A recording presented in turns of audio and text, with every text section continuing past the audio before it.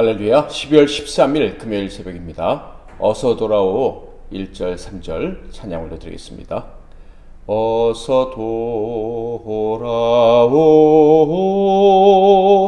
어서 돌아마노 지은 죄가 아무리 무겁고 그 길로 주 어찌 못 담당하고 못 받으시리요. 우리 주의 넓은 가슴은 하늘보다 넓고 넓어. 어서 돌아오 어서 돌아마노 채찍 맞아 아파도 주님의 손으로 때리시고 어루만져 위로해 주시는 우리 주의 넓은 품으로 어서 돌아오 어서. 오늘은 구약성경 나훔서 1장부터 3장까지의 말씀을 묵상하겠습니다. 나훔서 1장 1절부터 3장 19절까지 말씀 중에서 1장 1절부터 3절까지만 봉독해 드리겠습니다. 니느웨에 대한 경고 곧 엘고스 사람 나훔의 묵시의 글이라. 여호와는 질투하시며 보복하시는 하나님이시니라. 여호와는 보복하시며 진노하시되 자기를 거스르는 자에게 여호와는 보복하시며 자기를 대적하는 자에게 진노를 품으시며 여호와께는 노하기를 더디하시며 권능이 크시며 벌받을 자를 결코 내버려 두지 아니하시느니라.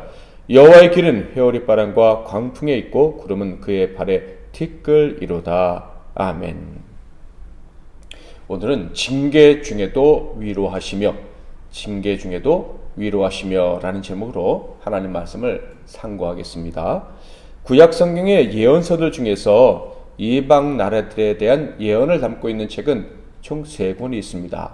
첫 번째는 오바댜인데 이 오바댜, 오에라 그랬죠? 에돔에 대한 예언을 담고 있습니다. 그리고 요나서는 니느웨 곧 아수르에 대한 예언을 담고 있죠. 니느웨가 아수르의 수도이니까. 그리고 오늘 우리가 상고하게 될 나훔서 역시도 아수르 곧 그들의 수도 니느웨에 대한 경고의 말씀입니다. 1장 1절을 볼까요? 니느웨에 대한 경고 곧 엘고스 사람 나훔의 묵시의 글이라. 그러니까 3권의 책들 중 이방 나라에 관한 예언을 담은 3권의 책들 중에서 66% 이상이 바로 아수르 곧 니느웨에 대한 예언이다라는 것을 알 수가 있습니다.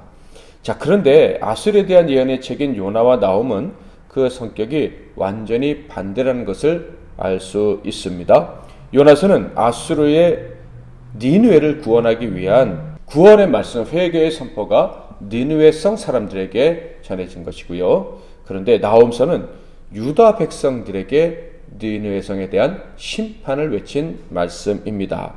그러니까 요나서는 니느웨를 구원하기 위한 말씀이라면 나훔은 니느웨를 심판하심으로 유다를 위로하기 위한 말씀이다. 완전히 그 서술 목적 자체가, 기록 목적 자체가 다르다는 것을 알 수 있지요. 자, 이런 차이는 두 책이 기록된 시간의 차이도 그 이유가 될 수가 있다고 생각합니다. 요나서는 북이스라엘이 가장 강성했던 때, 아수르가 세력을 얻기 시작하던 때에 기록된 책입니다.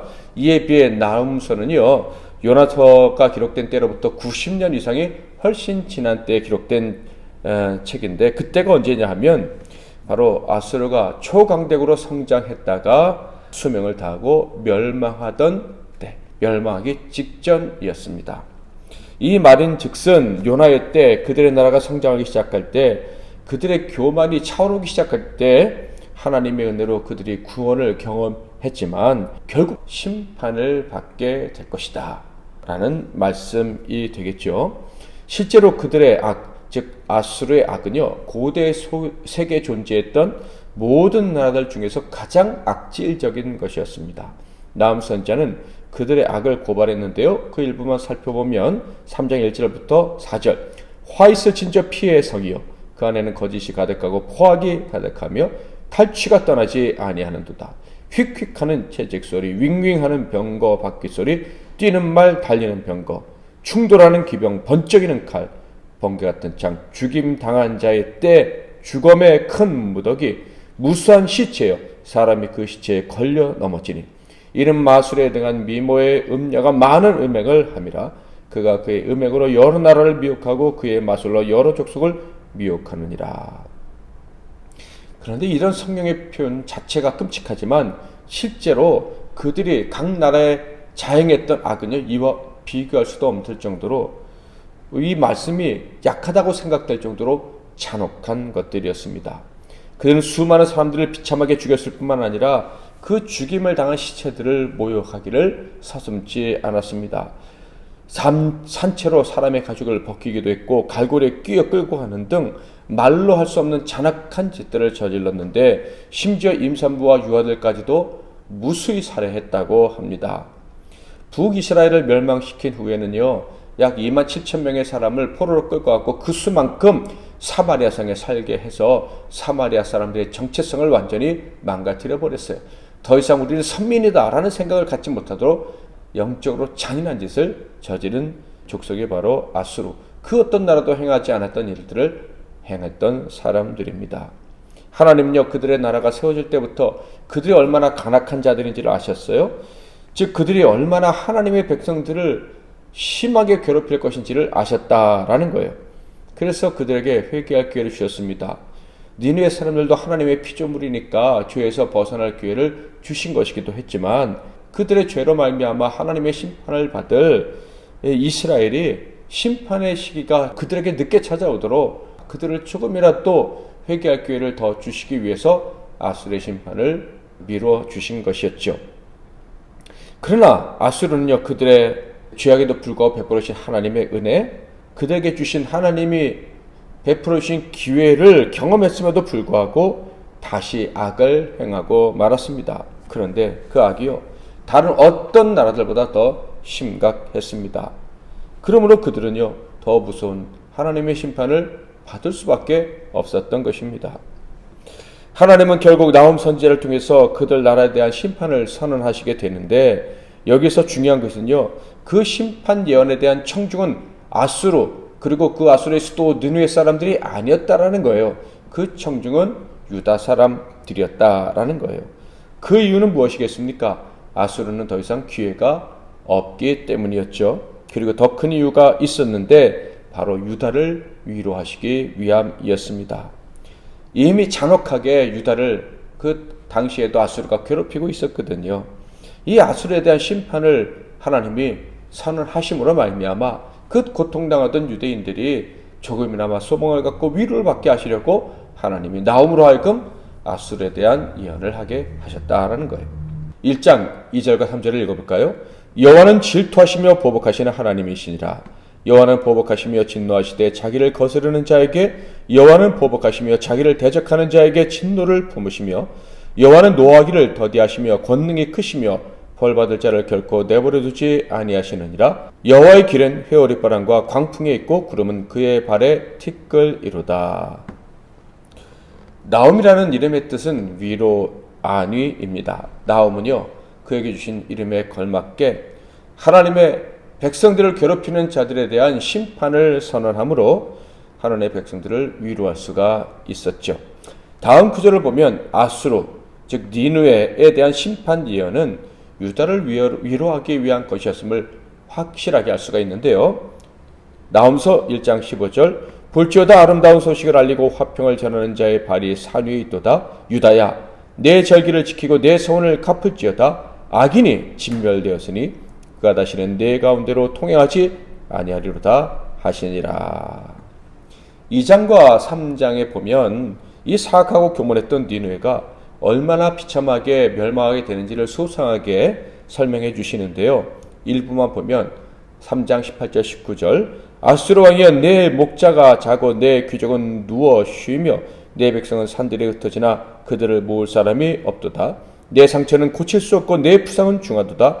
내 소식을 듣는 자가 다 너를 보고 손뼉을 치나니 이는 그들이 항상 내게 행패를 당하였음이 아니더냐 하시니라. 그리고 이들이 이렇게 비참하게 완전히 멸망하게 될 이유에 대해서도 명백하게 밝혀주시는데요. 하나님이 은혜를 베풀어 주셨음에도 불구하고 그들이 선민을 대적했기 때문이라고 말씀하십니다. 하나님이 누구 편입니까? 이스라엘 편, 유다 편 아니십니까? 그런데 그들을 대적했으니 하나님이 대신 그들을 위해 싸워주시는 거예요. 아수르가 졸지에 하나님이 대적이 되었기 때문에 이렇게 비참하게 멸망을 당할 수밖에 없었다라는 것이죠. 2장 13절 만군의 여호와의 말씀에 내가 내 대적이 되어 내 병거들을 불살라 연기가 되게 하고 내 젊은 사자들을 칼로 멸할 것이며 내가 또 내 노력한 것을 땅에서 끊으리니 내 파견자의 목소리가 다시는 들리지 아니하리라 하셨느니라. 이렇게 하나님께서 심판을 예언하셨고 그리고 결국 612년에 아수르는 멸망을 당하게 됩니다. 나홈의 예언대로 아수르는 역사에서 사라지게 되었죠.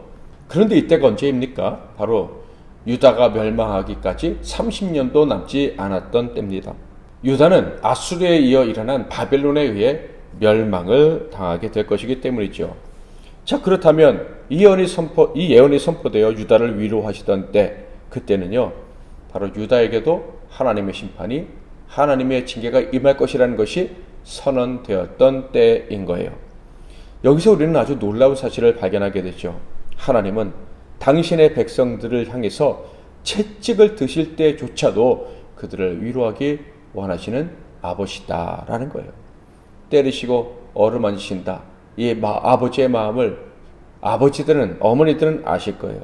너무 사랑하시니까 잘못해서 혼을 내지만 그들이 위로받고 용기를 내기를 원하는 게 아버지 마음인데 우리 하나님의 마음이 바로 그러셨다라는 거예요. 그러므로 저와 여러분이 혹시 죄로 말미암아 하나님께 여러 가지 징계를 당한다 할지라도 그때에도 하나님은 우리와 함께 하시며 우리를 사랑하시며 우리를 위로해 주신다는 거예요. 이것을 우리는 기억해야 되는데 이 기억하는 것이 바로 믿음인 것입니다. 이것이 바로 사랑인 거예요.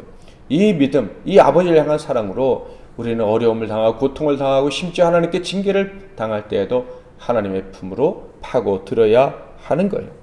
오늘도 여러분을 사랑하시는 그 하나님으로 말미암아 큰 위로가 임할 수 있기를 주님의 이름으로 축복합니다. 우리를 언제나 위로해 주시는 하나님을 신뢰하고 오늘도 담대히 그분께 도우심을 구하며 하루를 시작할 수 있기를 주님의 이름으로 축복합니다. 기도하겠습니다. 오늘도 말씀 붙잡고 기도하시고 승리하시는 하루 되십시오. 제가 먼저 잠깐 기도하겠습니다. 하나님 아버지, 오늘도 말씀을 통해서 우리를 위로해 주시니 감사합니다. 혹시 우리가 범죄하여 하나님께 징계를 받는다 할지라도 그때에도 하나님 우리를 위로하신다는 사실을 알고 감사와 찬송과 영광 올려드립니다. 언제나 우리와 동행하시며 우리를 도우시고 우리의 마음을 위로해 주실 하나님, 오늘 이 새벽에도 우리를 위로하시고 하나님 주시는 힘과 용기를 가지고 하루를 시작할 수 있도록 은혜 베풀어 주시옵소서. 예수 그리스도의 이름으로 기도하옵나이다. 아멘.